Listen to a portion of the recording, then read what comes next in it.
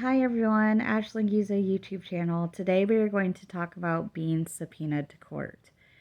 So, back in 2020, my husband and I suffered from losing our mobile home because there was a derecho here in Cedar Rapids, Iowa.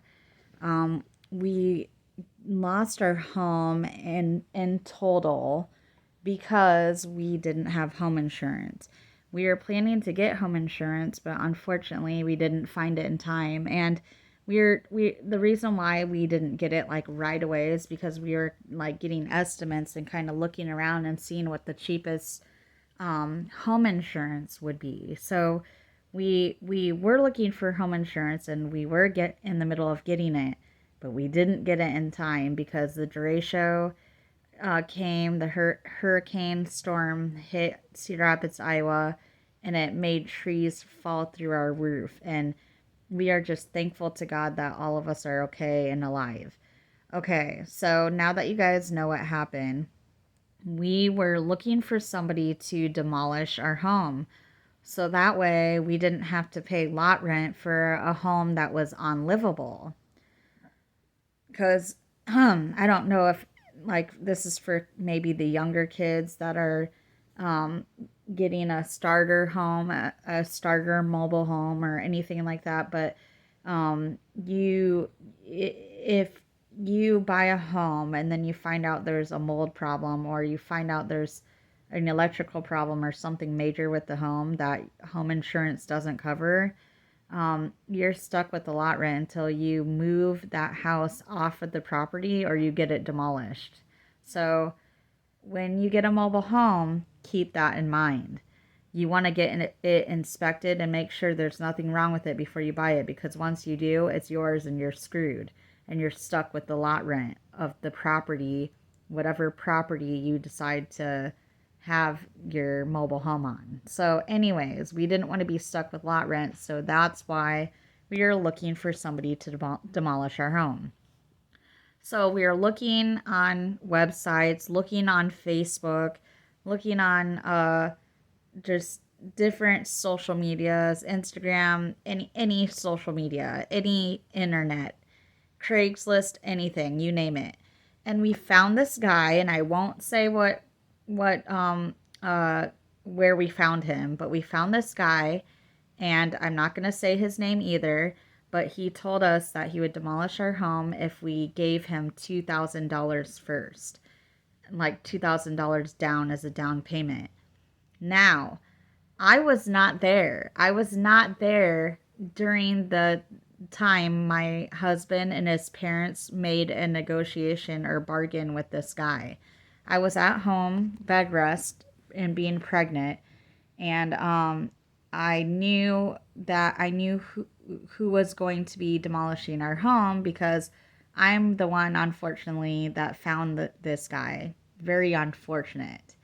But so my husband and his parents went to go talk to this guy, and he told him that. He said, "Yes, I can demolish their home if I get paid $2,000 down payment." And so we were so desperate that my husband's parents went ahead and paid this guy the $2,000. And my husband comes home and tells me, "Okay, don't worry. This guy's going to start tomorrow on demolishing our home. We already paid him the $2,000. When the demolishment's done, we just have to pay him the rest of the $2,000, because he was charging people $4,000 total. Because that's the essential number that it is when you have a mobile home demolished, is around $4,000 to $6,000. But it depends on what kind of mobile home you have, what size it is, and all of that. So, anyways, that's what happened. My husband's parents wrote him a check, and they paid him. And the bargain between us and my husband's parents were that when we got the money, when we got our tax money, we would pay them back. So, listen to this. They wrote him a check, which, in my opinion, I would never write anybody a check unless work was starting to be done. I unless I saw work being done, you know. I wouldn't pay anybody any money unless the work was either starting to happen or finished. But they did it. I can't they we can't take it back. That's how it happened. So, we found like days go by over and over again, and he keeps saying he's going to come. He keeps saying he's going to come and demolish the house, but then his grandma got sick. Then he said that he got sick with COVID. Then he said that um you know, he had to find a couple more guys to round up to go do the job because some of his employees that he had ended up getting sick with COVID. So he kept coming up with all these excuses as to why he couldn't come to demolish our house. So then after a week, we started like knowing something was fishy. So I called my husband and I said, you demand that $2,000 back and tell him forget doing the job because he's taking too long to come and do it. So my husband gets on the phone with him and he basically kind of tells him something along the lines like that. I can't remember because it was a couple years ago. So then we find out like a month later, I think, a month or two later, that this guy was going around scamming everybody. So he was going around doing the same thing to other people, telling them that he was going to demolish their home and that they needed to make a down payment first before he did it. So here we have all these desperate people in Hiawatha, Iowa, and Cedar Rapids, Iowa, and Marion, Iowa, and all that are needing their homes demolished. And this guy is going around telling everybody in Cedar Rapids area that he can do it as long as they put a down payment down, and then he would never show up. So he was getting all this money, and he scammed a total of $53,000 from my husband and I and a few other families. How terrible, and what a scumbag to do such a thing.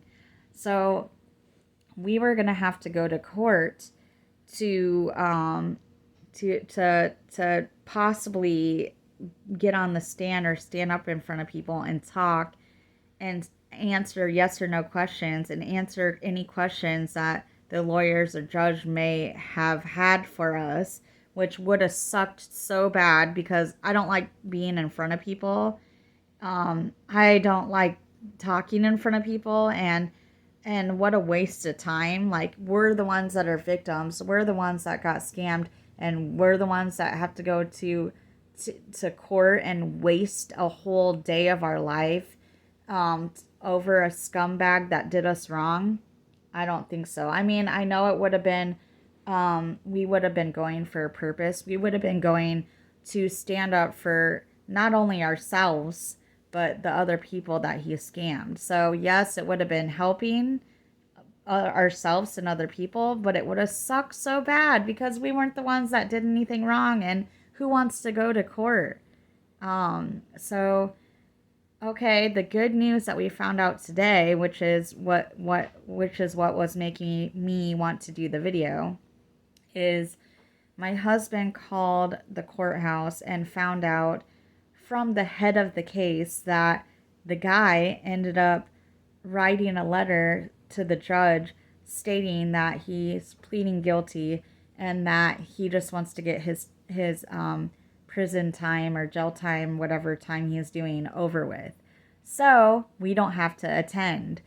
So, and that if something does change and we do have to end up attending or anything like that, then boom, we would have to go, of course, and testify or talk and stuff like that, which would be no problem. We would go do that. But I'm so happy that like, this sounds weird, but I'm so happy that I haven't been feeling good, and that because that's what made my husband call the courthouse to find out what I need to do, since I haven't been really feeling the best, to see if I needed to get a doctor's note, or to see if they could just if they needed to ask me any questions, if they could like video call me, or whatever they needed to do. We wanted to find out what I needed to do.